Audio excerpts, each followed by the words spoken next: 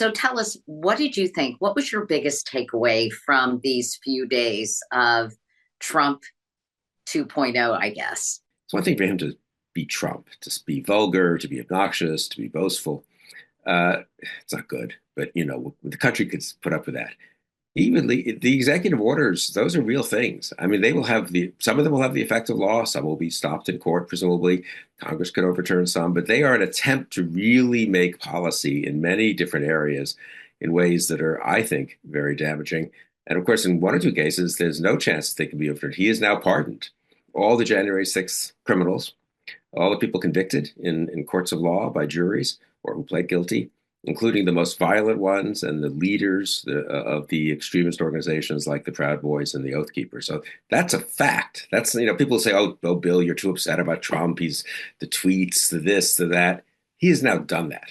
And what message does that? What are the implications of that? Just taking that alone, apart from everything else. Well, let's take that alone because it has been remarkable to me, Bill, how he's been able to reframe the actions that were taken on January 6th. How has Trump so effectively kind of convinced people to have collective amnesia?